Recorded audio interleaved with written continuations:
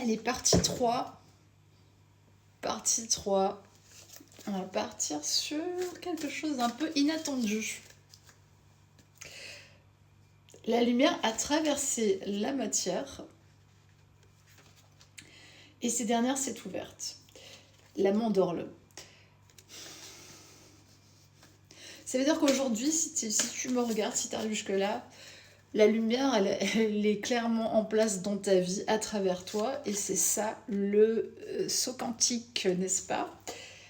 Je suis ce que je suis, ben voilà, donc littéralement tu es ce que tu es, et tu l'assumes, et t'es bien avec ça, et il n'y a plus de compromission, comme je l'ai dit dans une de mes dernières vidéos, et aussi compromission, des missions professionnelles à la con. Boum. Voilà, donc t'as compris ce que ça veut dire. Tu fais ce que tu aimes. Tu fais ce que tu es. Et tu suis aussi. Je suis ce que je suis, ça veut dire tu suis ce que tu es. Pas tu suis, tu vois, X, Y, Z qui te promet monts et merveilles parce qu'il aura du coup un beau canapé ou une villa, je sais pas où, etc. etc. Bon, t'as compris. Noblesse et dignité dans tous nos gestes, dans nos paroles, la manière dont tu te traites et dont tu poses tes gestes au quotidien, dont tu t'offres les choses, dont tu t'offres à la vie aussi, c'est par ça que tu peux retrouver vraiment le plus de dignité. Ce n'est ni ton rang social, ni tes exploits, ni tes accomplissements de quelque ordre que ce soit qui font de toi un être digne ou non. La dignité, c'est une question d'intégrité, de posture, de se révérer soi en tout premier, comme un enfant du divin, de savoir ce qui est bon pour toi fondamentalement, donc aussi dans le fond de ton mental. J'aime bien décomposer la littérature, et de t'offrir ça. Une abeille vrombissante, étourdissante, la xylocope, il y a toute une activation complète sur ce thème sur ma chaîne YouTube. Vraiment, je t'invite, si tu résonnes avec mes contenus, à aller écouter ça. C'est bien pour s'endormir le soir, recevoir des petites activations énergétiques ou la journée quand tu... Voilà, quand tu le sens, à n'importe quel moment. Vraiment, c'est des recherches que je fais pour ce deuxième jeu, mais que j'ai mis en ligne. À Maya, c'est des sessions que j'ai fait beaucoup avec des clients, clientes, avec des groupes que j'ai emmenés avec ces esprits-là, avec ces énergies-là. J'ai travaillé, j'ai processé aussi beaucoup en interne. C'est vrai que sur le jeu de Gaïa, il y a un espace beaucoup plus collectif. Je partage vraiment toute la matière qui est dans ce jeu de façon très ouverte parce que pour moi, c'est un apprentissage collectif, c'est de la valeur ajoutée que j'apporte à travers ces connaissances-là. Et donc, Xylocope, cet esprit allié-là, qui est particulièrement proche, justement sans doute de ta vibration, si tu tombes sur cette vidéo, ça veut dire savoir aller vrombir et butiner des fleurs, les fleurs de la vie, littéralement,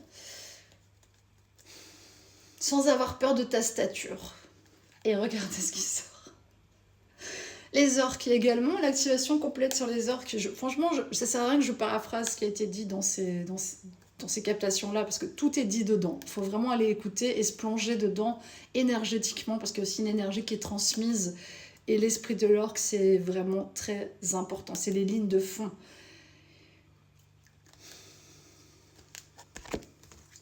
C'est au-delà des mots, hein, vraiment.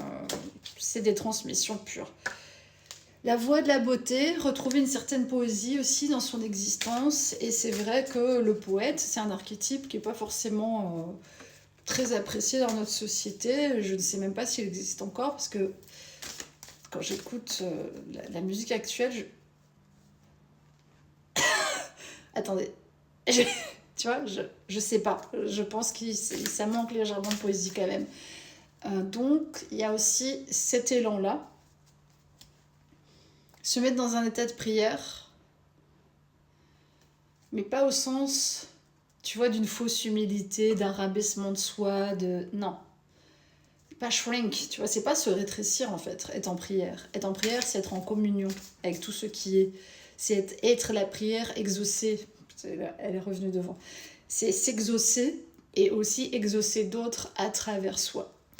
À travers sa créativité, à travers ce que tu peux offrir, dans tes talents les plus purs et surtout ceux qui ramènent de la joie dont ce monde a grandement besoin.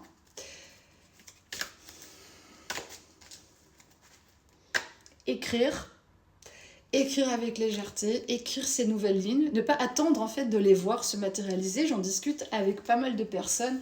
On est passé d'un temps qui était perçu comme linéaire à un temps qui est multipotentiel. Et comme le temps est multipotentiel, tu ne vois pas immédiatement une résultante à ton action en fait. Les temps sont différés. C'est un peu comme si tu envoyais une balle dans un flipper. Le temps qu'elle passe, tu vois, un peu partout, c'est parfois bien plus tard que tu vois les résultats de ce que tu as envoyé. C'est uniquement ton intuition, et tu vois, il y a toutes ces fils ici. Ton intuition, en fait, qui doit te guider à savoir où t'envoies tes petites boules énergétiques en ce moment. Et une sagesse qui est à l'intérieur de toi, qui te guide, qui est présente. Mais il faut un peu écouter, hein. Il faut se poser de temps en temps, tu vois, prendre ces moments avec soi-même. Il y a des fils d'informations à l'intérieur de nous aussi qui ont été grillés dans nos systèmes. Bon, trop de feu, comme j'en parle dans les 2 précédentes vidéos pour certains. Trop de feu ou pas assez, qui fait que soit les fils sont, tu vois, ils ont cramé littéralement, donc ils sont morts, il faut les refaire, soit ils ont disjoncté, soit ils sont rouillés parce qu'il ne se passe rien, donc au bout d'un moment, le système est rouillé. Tu vois, pour beaucoup de gens. Leur expression, il y a vraiment une oppression sur leur expression. Le côté androgyne, donc vraiment ça parle à un envol, une page blanche, avec un alignement total avec ton être de lumière, que peut-être, tu vois, il y a cet alliage, voilà. Quand je dis ça, voilà, tu es allié, du coup, à la création. Donc, c'est pas trop la peine de t'en faire, mais en gros, là, on entre vraiment dans l'ère du ressenti. Il faut lever les boucliers, les derniers boucliers que tu peux mettre entre toi et la vie. Encore une fois, on nous dit, ça sortit avec mon pull, tu vois, que ça y est, la pierre philosophale, elle est là, elle est visible, elle est sous tes yeux. J'honore ma nature, expression sauvage et divine, unie, entrée en matière, entrée en lumière. Donc c'est vraiment ça, c'est cet équilibre qu'on est en train de faire entre l'aspect matériel des choses et nos ressentis les plus profonds. Et ce monde nous a fait vivre des décalages tellement intenses entre ce que nous, on ressentait, pensait ou avait envie de vivre, expérimenter, et ce qui se réalisait vraiment, que ça peut rendre fou et ça peut décourager vraiment un grand nombre de personnes. Crois en toi. Si là, tu es dans un moment, tu as l'impression d'être sur une tangente, c'est ta force intérieure là qu'il te faut rassembler. Et c'est ta force intérieure ton meilleur bouclier en fait. Du coup, tu peux laisser tomber tout le reste. Un don sacré de guérison qui est en train de se révéler, et ma carte dans ce jeu-là, qui est la chamane mongole, une part de toi c'est. Donc il y a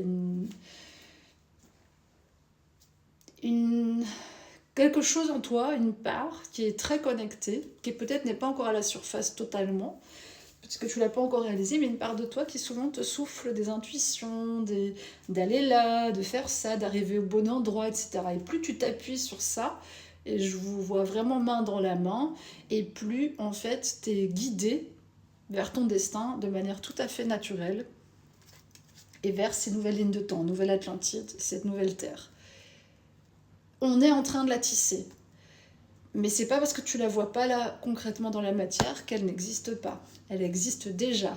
Elle est potentiellement déjà notre futur.